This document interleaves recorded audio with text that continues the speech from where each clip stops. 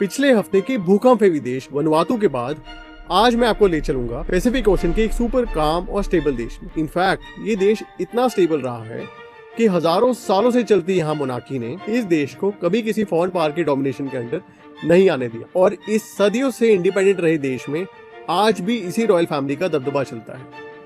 आइए चलते हैं किंगडम ऑफ टोंगा को समझते हैं।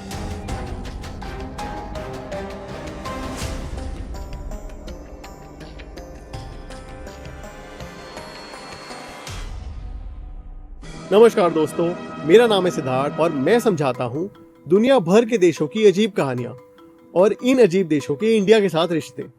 मेरे चैनल कंट्री ग्रेड पे आपका बहुत स्वागत। हमारा आज का देश टोंगा सिचुएटेड है साउथ पैसिफिक ओशन के ओशियाना और पोलिनेशिया रीजन में। पोलिनेशिया पैसिफिक आइलैंड में सिचुएटेड एक ट्रायंगुलर जोन है जिसके 3 एक्सट्रीम पॉइंट्स हैं, न्यूजीलैंड, हवाई और ईस्टर आइलैंड्स। ये देश इंटरनेशनल डेट लाइन को बस छू के निकलता है और यहाँ की टाइम जोन है UTC+13। अब आप सोच रहे होंगे UTC+13, देखो इसका सरल भाषा में मतलब हुआ कि हर सुबह किरिबाटी और टोंगा दुनिया के वो 2 देश बनते हैं जहाँ सूरज की किरणें सबसे पहले पड़ती। ये देश एक 170 आइलैंड्स की चेन है या एक आर्कीपेलागो है और अपने सारे आइलैंड्स और उन आइलैंड्स के आसपास के पानी को मिलाकर फैला हुआ है 7 लाख स्क्वायर किलोमीटर एरिया, मतलब इंडिया के 2 राजस्थान स्टेट जितना एरिया। और इतने बड़े एरिया में फैले होने के बावजूद इस देश का एक्चुअल लैंड एरिया है 750 किलोमीटर, मतलब लगभग सिंगापुर देश के साइज जितना। इनके 170 आइलैंड्स में से आज 50 आइलैंड्स इनहैबिटेड हैं और देश की 70% पॉपुलेशन रहती है यहाँ के सबसे बड़े आइलैंड टोंगा टापू में और यहीं सिचुएटेड है इनकी कैपिटल सिटी नुकुआलोफा। ये देश डिवाइडेड है 5 एडमिनिस्ट्रेटिव जोन्स में जिनके नाम है टोंगा टापू, इबोआई, हाअपाई, ववाऊ और नियुआई। एक्चुअली इस देश का एक छठा रीजन भी है, उसका नाम है मिर्वाना रीफ, जो कि पैसिफिक ओशन के बीच 2 पार्शली डूबे वोल्केनिक माउंटेन्स है। पर इन 2 डूबे हुए वोल्केनिक आइलैंड्स का स्टेटस है भयंकर डिस्प्यूटेड, क्योंकि फिजी और टोंगा दोनों ही इन्हें अपने देश का हिस्सा क्लेम करते हैं। आइए अब हम समझते हैं टोंगा की हिस्ट्री को।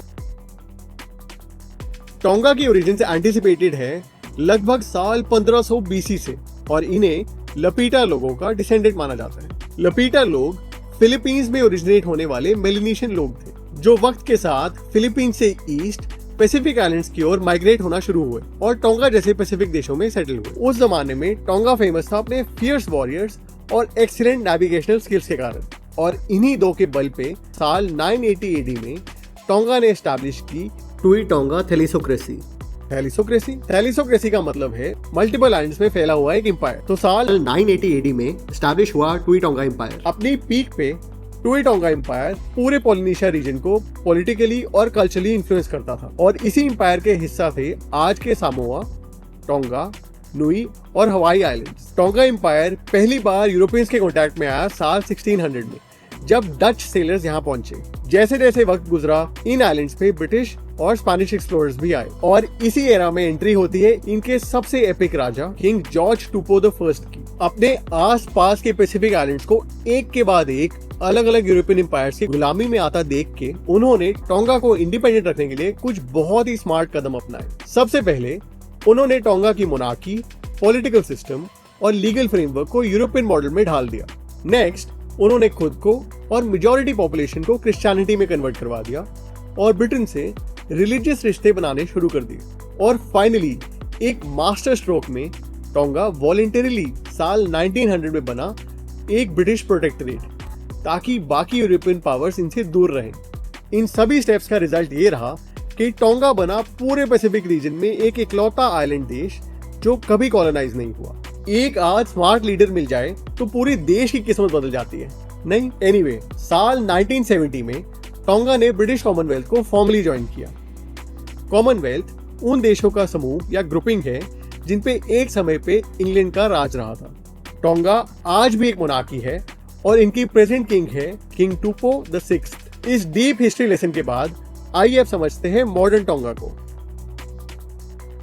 टोंगा देश लाई करता है दुनिया के सबसे डेंजरस और वोल्केनिकली एक्टिव जोन में। इनफैक्ट टोंगा देश का वेस्टर्न हिस्सा है पूरी तरह वोल्केनिक और यहाँ मिलेंगे आपको ढेर सारे एक्टिव वोल्केनो। वहीं देश का ईस्टर्न हिस्सा बना है कोरल, और लाइमस्टोन आइलैंड से और रिलेटिवली स्टेबल है। सडन और एक्सप्लोसिव वोल्केनिक इरप्शंस टोंगा देश में नए आइलैंड्स बनाती और बिगाड़ती रहती है। इसका सबसे रिसेंट एग्जांपल है इनका होंगा टोंगा हुंगा हपाई वोल्केनो।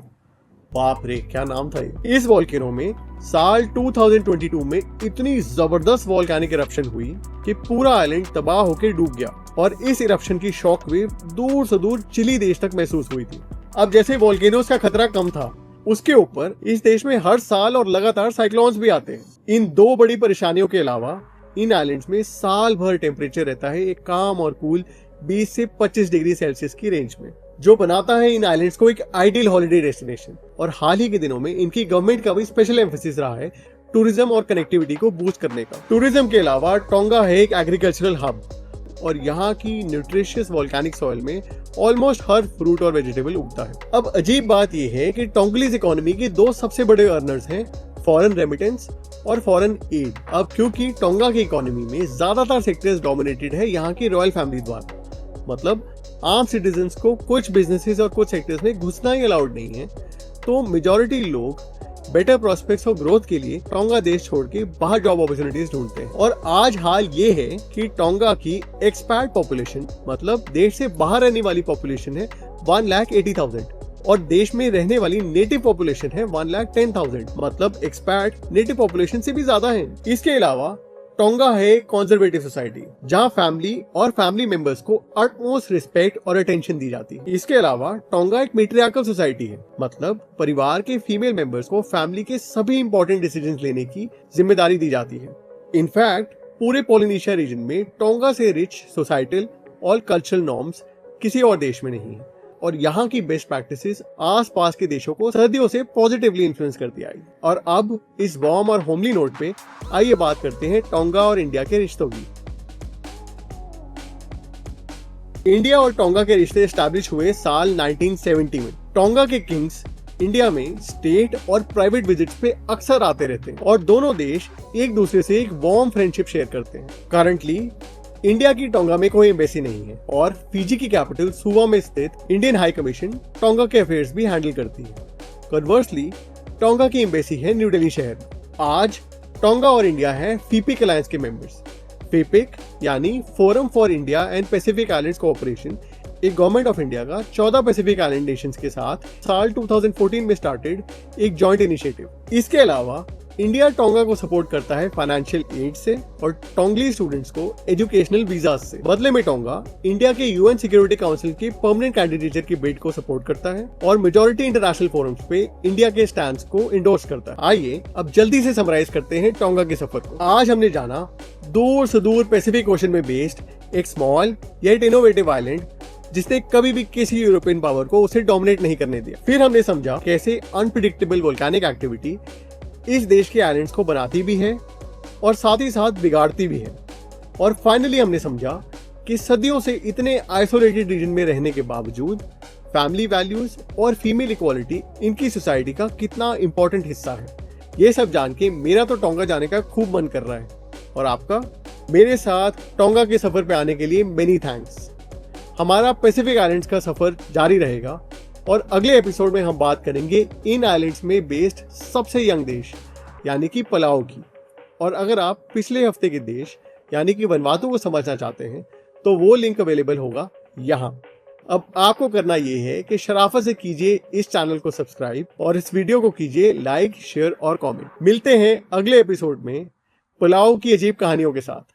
तब तक के लिए take care and stay safe.